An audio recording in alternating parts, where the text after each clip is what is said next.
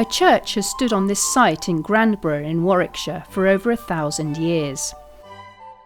The earliest was likely a late Saxon chapel held by Leofric, Earl of Mercia, and his legendary wife, Lady Godiva. Today's church and tower date from the 14th century.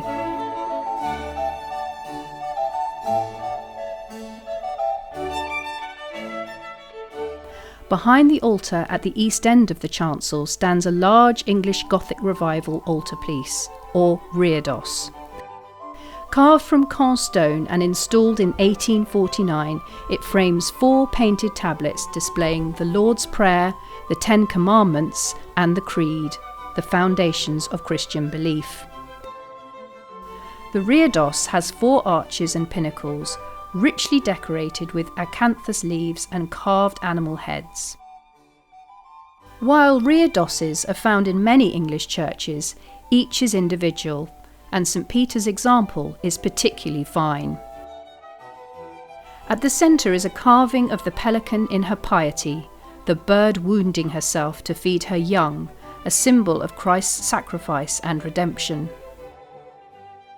Over time, high humidity and salt deposits had significantly damaged the painted panels and surrounding Caen-stone. Cracks had developed in the stonework, with some areas of decoration and inscription lost or obscured by dirt and surface staining. The original paint, an off-white ground with black Gothic text, gilded rubrics and red and green floral designs, had deteriorated, dulling the visual impact of the Reredos. Thanks to the National Lottery Heritage Fund, other grant providers and the generosity of the people of Grandborough, in 2025 a comprehensive restoration project took place.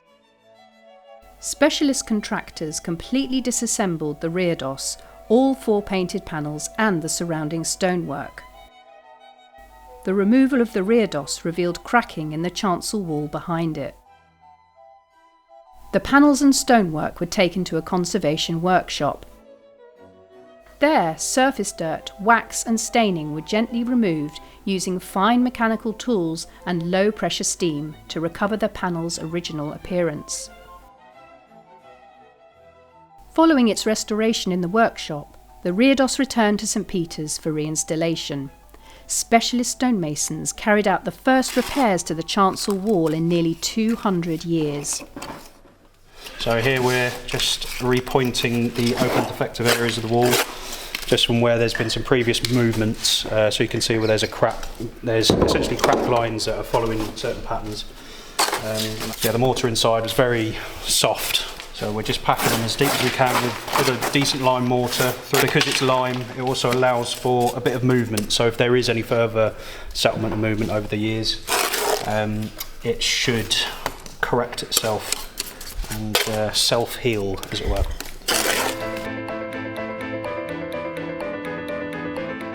Over the next 3 days, the 4 panels and surrounding stonework were carefully replaced.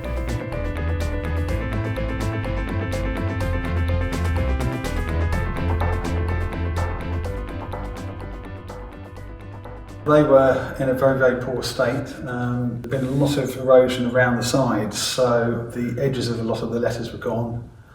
There was a lot of discoloration. The church has a big, very active population of bats, so there were a lot of spatters of bat urine on the surface. And when the panels were cleaned up, that became even more evident. So the staining into the surface of the paint became a real issue. So the decision was taken to retouch those losses. So there's quite a lot of retouching in the background now to bring all those bits together. But that's really highlighted the original lettering.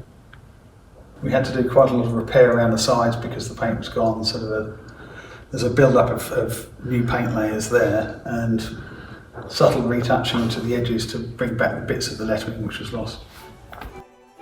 It was quite a transformation from what it was.